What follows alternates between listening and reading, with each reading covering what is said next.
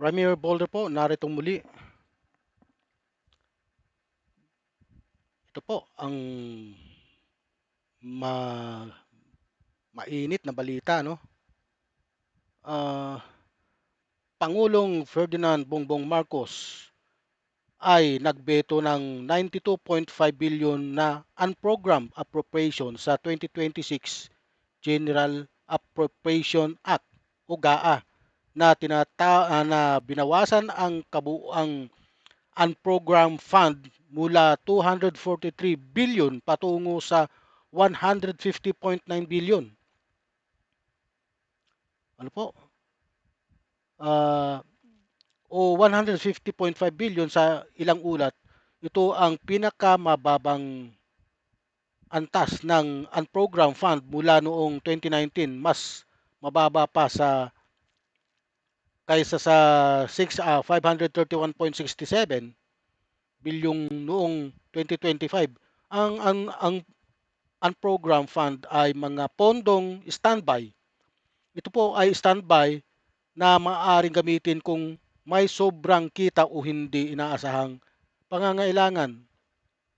Ngunit madalas itong pinupuna bilang potensyal na pork barrel o paraan para sa discretionary spending na maaaring abusuhin. Ano? Dito po kasi pumapasok yung mga ng mga insertion, yung mga pagnanakaw, ano? Nandito po sa unprogram. No? Sinabi ni Marcos na ang layunin ay maiwasan ang blank checks at shadow pork funds at pinagbabawal ang paglahok ng mga politiko sa pagpapatupad ng proyekto. Ito po, laganap po yan yung mga tinatawag na kong traktor. Ano? Marami po yan sa Congress. Ano? Pinagbabawal na po ngayon yan.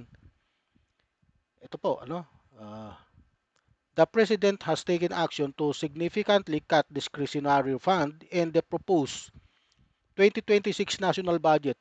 Marcos vetoes 92.5 billion in unprogrammed fund in 2026 budget.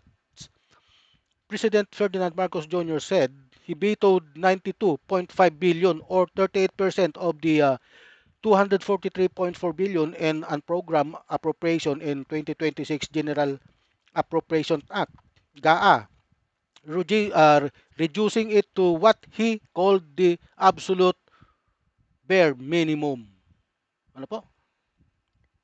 This brought unprogrammed appropriation down to 150 billion, far lower than the 531.67 billion allocated in 2025 in the lowest level since 2019. Marcos stressed that unprogrammed funds are not blank check and warned against their misuse as backdoor discretionary spending and concern from watchdog who view them as shadow pork fund.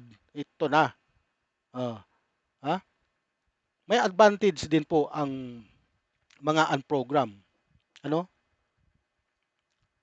Ang fiscal discipline at transparency, ang BITO ay nagpapakita ng pagsisikap na bawasan ang potensyal na pang-abuso sa pondo na madalas na ginagamit bilang backdoor para sa discretionary o hindi transparent na gastusin. Ito ay nagpo-promote ng mas mahigit mahigpit na pagsusuri bago maglabas ng pondo na maaaring mabawasan ang korupsyon at tiyakin na ang pera ay ng bayan ay ginagamit ng maayos.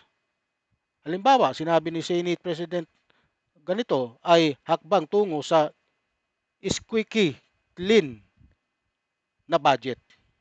Ano? Pero mayroon din po siyang disadvantage. Ano?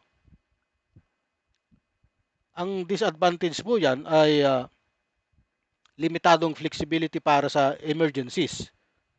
Ngayon, kung wala kang mga pagkukunan, pwede mong kunin doon sa mga uh, flexibility para sa emergencies, yung mga emergency cases. Ano? Na wala na mapagkukunan kasi halimbawa mayroon biglang pumasok na emergency. Yun ang ano, disadvantage niya. Hmm. Ang malaking pagbawas ay maaaring maging sanhi ng pagkaantala sa pagtugon o krisis o proyekto dahil ang mga pondong ito ay hindi maaaring gamitin ng walang karagdagang validation ayon sa Budget Secretary. Ano po?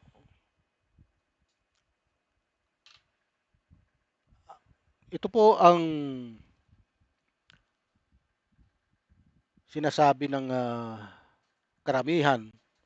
Ang bito ni PBBM sa 92.6 billion na unprogrammed fund ay isang makabuluhang hakbang tungo sa mas maayos na pamamahala ng budget na nagpapakita ng intensyon na labanan ang korupsyon at pork barrel politics na matagal ng problema sa Pilipinas. Ito ay maaaring maging pundasyon para sa mas transparent na gobyerno mula sa pagbabawal sa politiko na makialam sa proyekto at pagbabawas sa discretionary spending na madalas na nagiging daan para sa personal o partidong pakinabang. Hmm? Gayunpaman, sa mas malalim na pagsusuri, ang aksyong ito ay mukhang higit na simboliko kaysa totoong reforma dahil nananatili pa rin ang malaking bahagi ng unprogrammed fund, 150 billion na maaaring abusuhin at hindi nito address ang mas malawak na issue tulad ng sobrang pagtaas ng soft pork programs gaya ng MAIFIP at AIX na nakikita bilang tool para sa patronage politics. Ayan po.